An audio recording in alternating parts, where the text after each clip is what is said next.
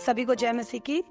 आज हम लोग कुलुसियों की पत्री 2 अध्याय 6 से लेकर 10 वचन तक आज अध्ययन करेंगे। एक बार हम पढ़ेंगे और उसके बाद हम प्रार्थना के बाद परत बाय परत हम इसको पढ़ते जाएंगे। कुलुसियों 2 अध्याय उसका 6 से लेकर 10 वचन तक। अतः जैसे तुमने मसीह यीशु को प्रभु करके ग्रहण कर लिया है, वैसे ही उसी में चलते रहो और उसी में जड़ पकड़ते और बढ़ते जाओ।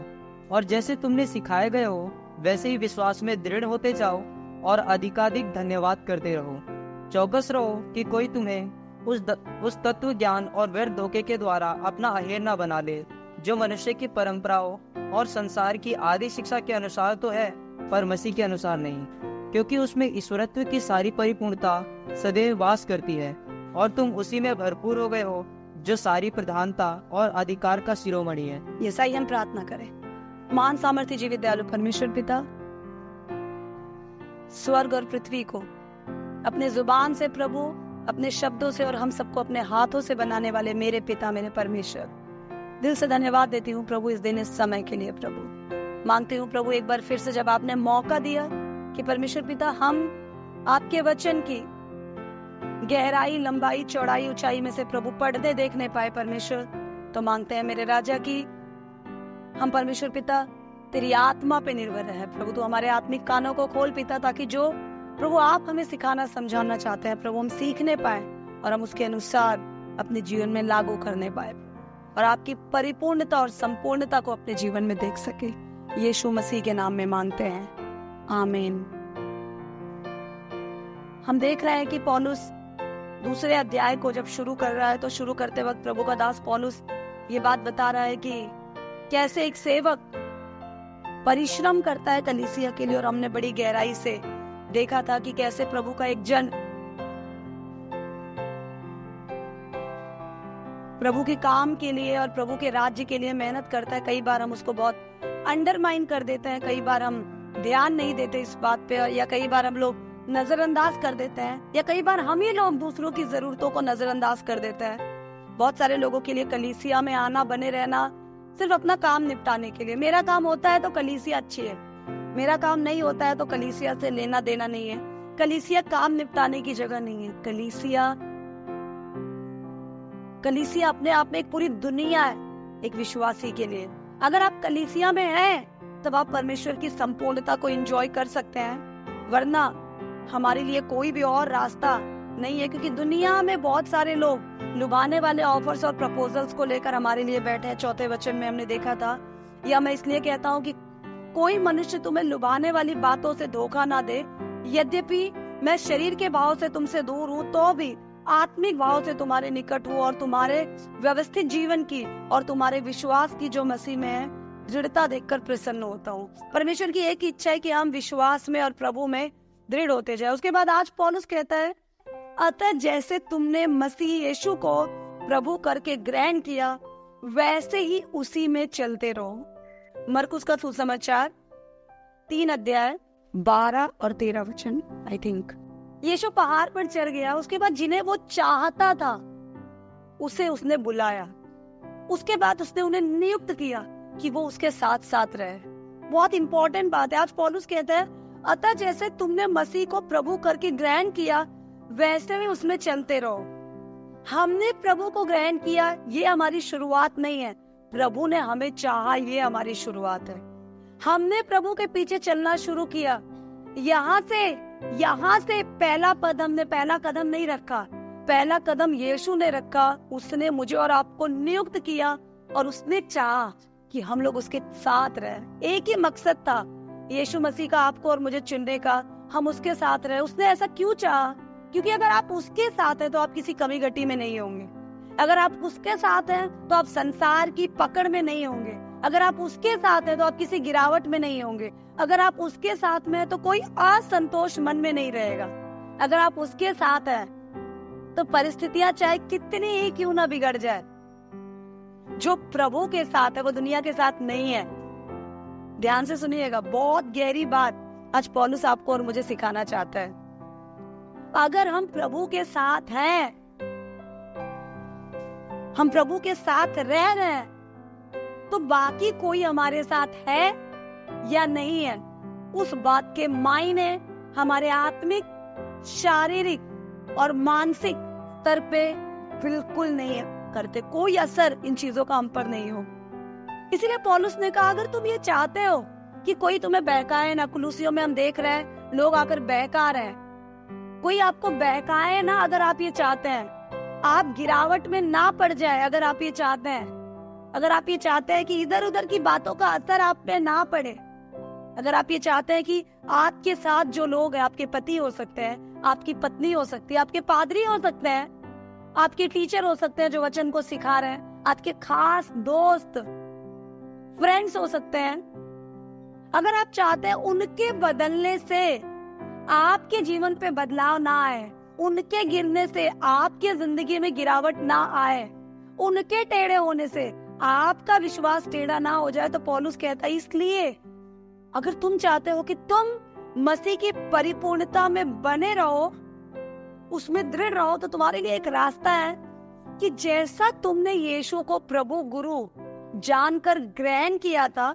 अपना उद्धारकर्ता करके ग्रहण किया था, वैसे ही उसी में चलते रहो और उसी में जड़ पकड़ते रहो। 6 और 7 वचन एक विश्वासी जीवन का एक बहुत आधारभूत वचन है भाइयों बहनों। अगर हम चाहते हैं कि मेरे और आपके जीवन को आसानी से कोई बहका ना पाए, तो मुझे और आपको हर समय, हर दिन अपने आप को याद दिलाना पड़ेगा, मैंने जिस प्रभु को ग्रहण किया मुझे उसमें बढ़ते जाना है। मैंने जिस प्रभु को ग्रहण किया, जब पहली बार आपने यीशु को सुना, आपको पता आप अंधेरे में थे, आपको सबसे बड़ी रोशनी वो दिखी थी। आज थोड़ा उजाला आसपास दिखने लग गया तो आपको यीशु छोटा लगने लगा है।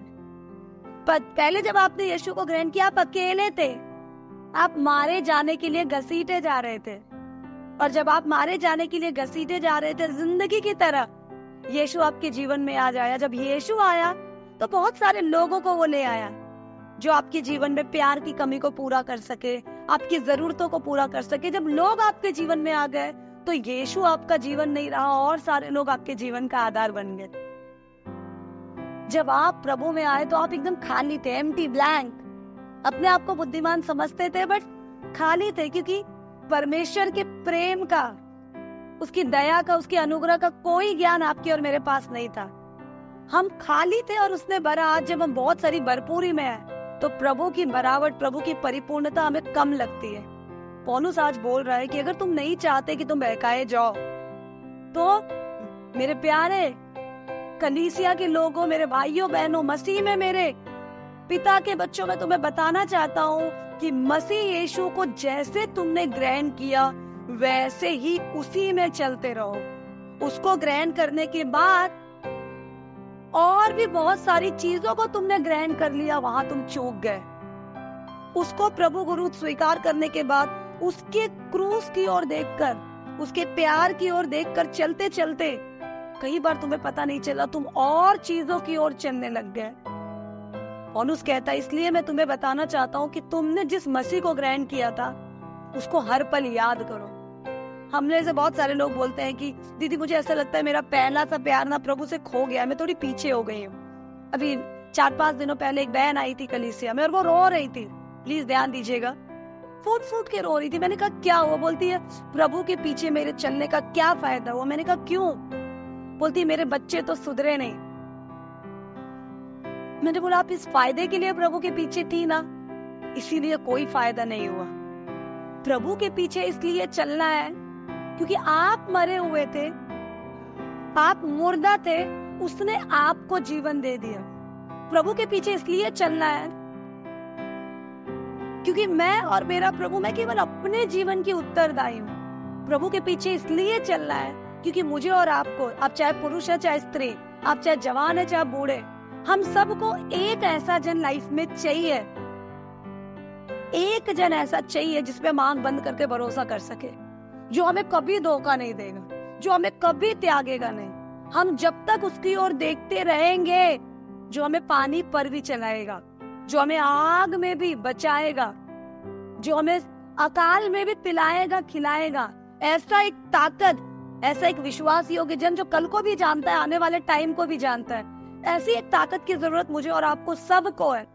हम सब एक साथी चाहते हैं जो हमें कभी धोखा नहीं देगा, हमने जब प्रभु को ग्रहण किया था तो यही सोचकर ग्रहण किया था कि यही है वो राइट चॉइस जिसके लिए मैं वेट कर रहा था, यही है वो रास्ता जिसे मैं सालों साल से खोज रहा था। लेकिन जब हम प्रभु को पा गए, पाने के बाद मुझे और आपको भी पता नहीं चला, हम देख तो उसको रहे थे, चल किसी और दिशा में रहे थे। चल तो हम उसकी तरफ रहे थे, लेकिन देख किसी और दिशा में रहे थे।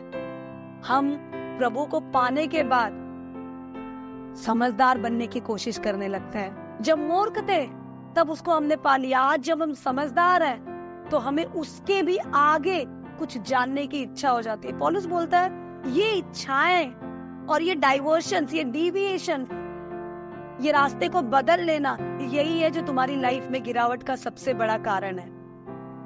मैंने उस बहन से कहा क्या आपके बच्चे आपके लिए सूली पे मारे गए? नहीं। मैंने कहा क्या आपके बच्चे प्रभु में ईमानदारी से चलते हैं? नहीं। मैंने कहा क्या आपके बच्चे विश्वास योग्य हैं? नहीं।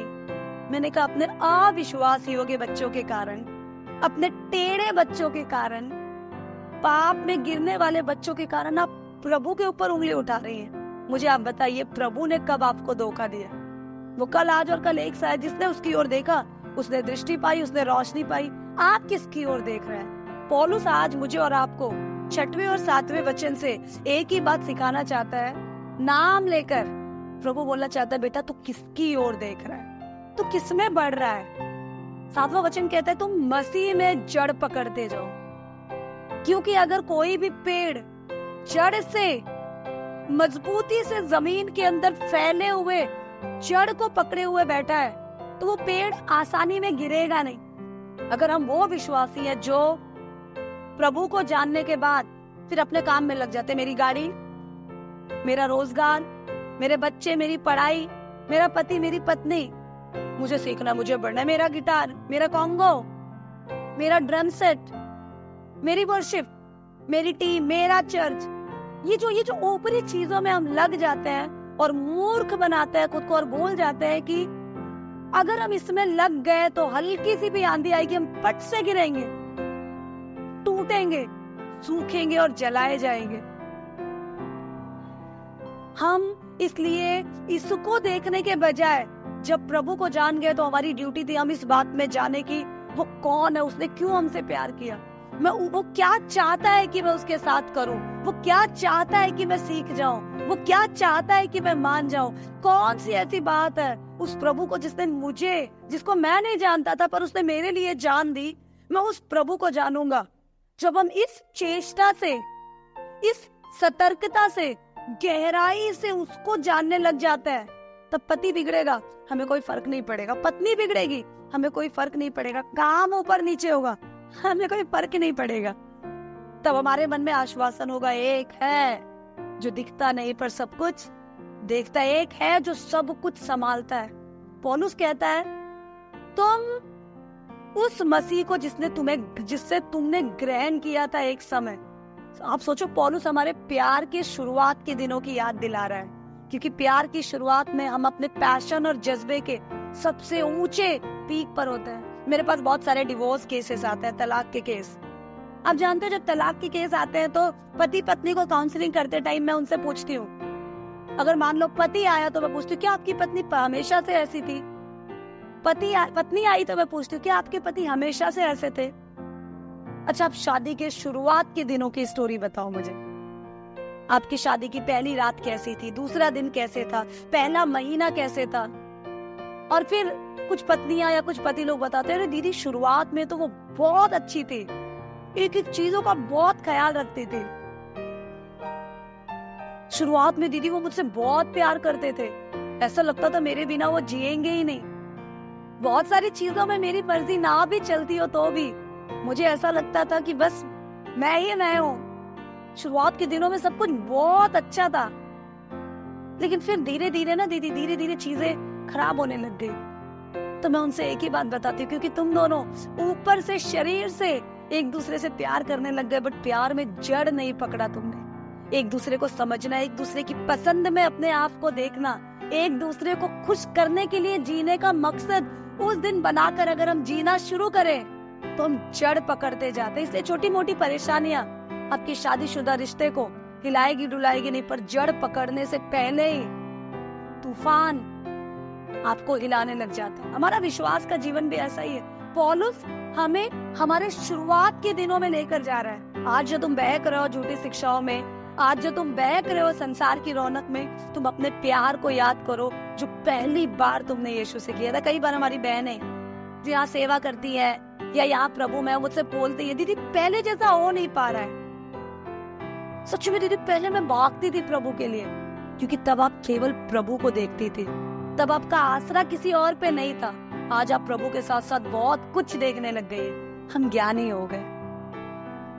हमारा ज्ञान हमें छुटकारा दिला पाता तो शायद प्रभु को यहाँ पर आकर कतरा कतरा लहू बहाकर अपने शरीर में इतने छेद करा के, कीलों को ठुकवाकर, कांटों को लगाकर, नंगा होकर, बेइज्जती सहकर, तिरस्कृत होकर, इतने घाव के साथ सूली पे नहीं चढ़ना पड़ता।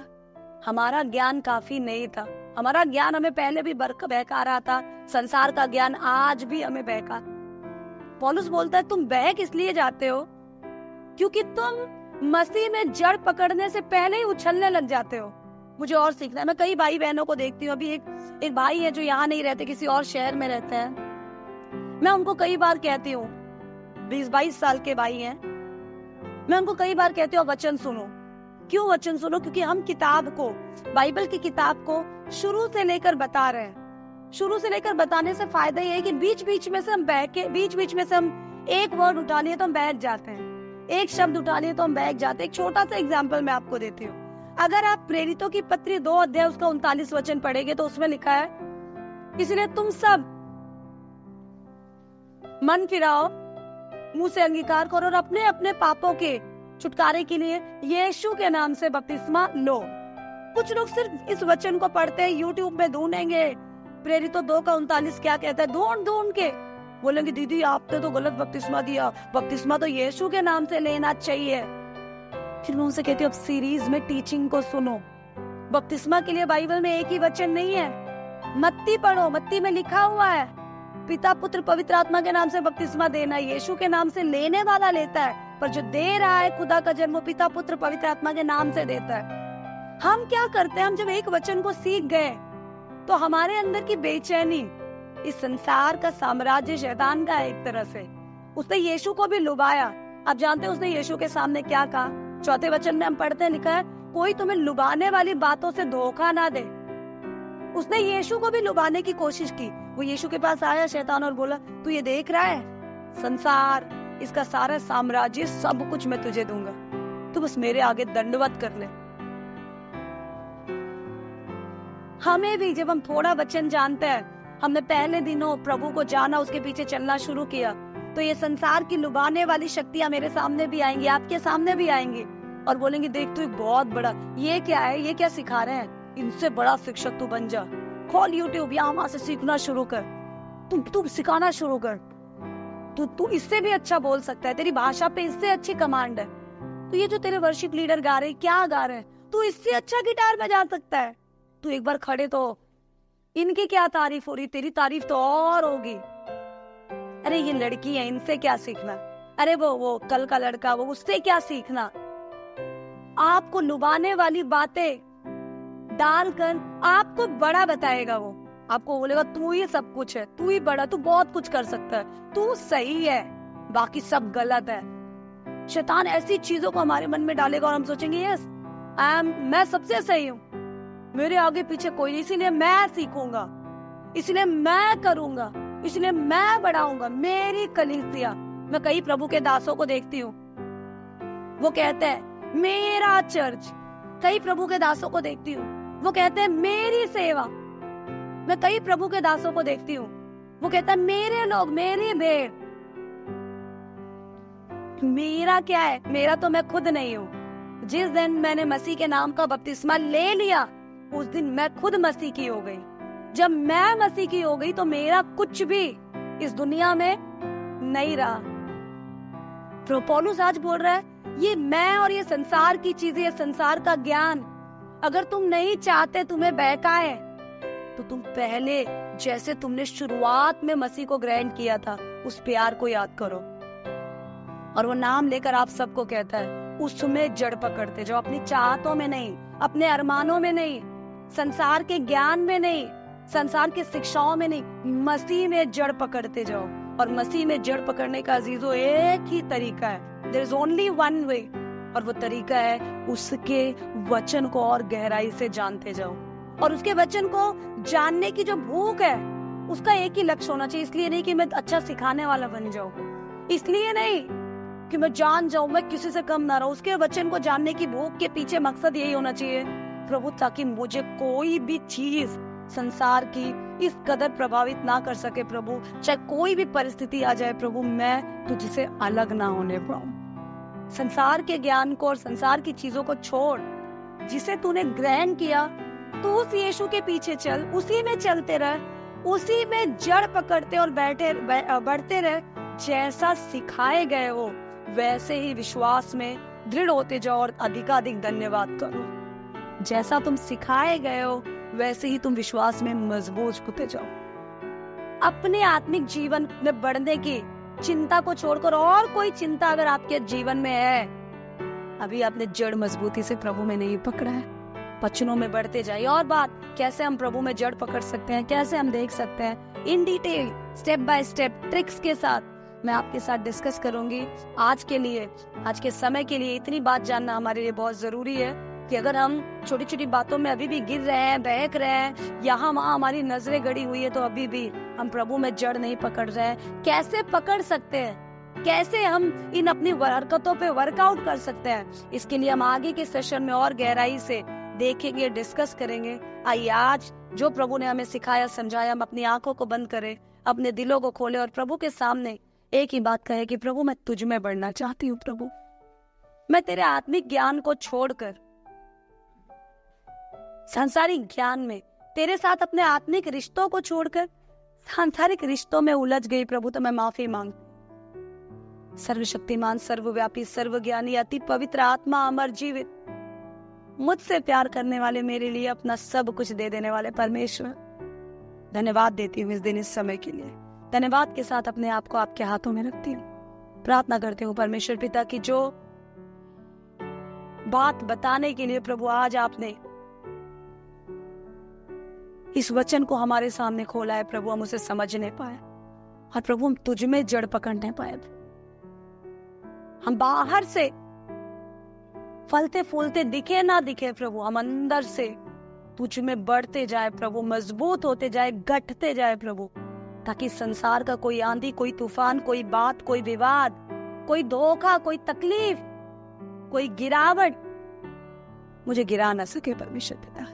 मैं तुझ में आनंदित रहूं, मैं तेरी ओर देखती रहूं। धन्यवाद देते हैं। धन्यवाद के साथ प्रभु तमाम तेरे लोग जो इस वचन को सुन रहे हैं खुदा, उन्हें तेरे हाथों में रखते हैं प्रभु। धन्यवाद देते हैं और मानते हैं प्रभु मेरे जीवन में और मेरे जीवन से तेरी मर्जी हो पूरी प्रभु जी। प्रभु संसार की परंपराएं और संसार की रीतियां नहीं प्रभु, तेरे कलाम की पकड़ मुझ पर हो प्रभु। कोई मुझे भड़काने बहमाने ना पाए, कोई बहकाने ना पाए, बल्कि प्रभु मैं तुझ में जड़ पकड़ते जाऊं प्रभु, और इस संसार के तत्व ज्ञान से निकलकर तेरे आत्मिक ज्ञान में बढ़ते जाऊं प्रभु। मैं तेरी कहलाऊं प्रभु। लोग क्या सोचते हैं मुझे कोई फर्क ना पड़े प्रभु। मैं हर बार ये सोचूं, हर पल ये सोचूं प्रभु कि तू मुझे देखता है तो तू क्या सोचता हो। धन्यवाद देते हूँ प्रभु और मांगते हो प्रभु कि जिन बातों को हमने सीखा प्रभु, हम इन बातों को अपने जीवन में उतार भी सके, इस पे मनन कर सके और इसके अनुसार चल सके, ताकि हमारा सुनना और समझना हमारे जीवन में बदलाव को प्रभु और हमारे जीवन के द्वारा तेरी महिमा को ले आए। यीशु मसीह के नाम में मांगते हैं, आमीन।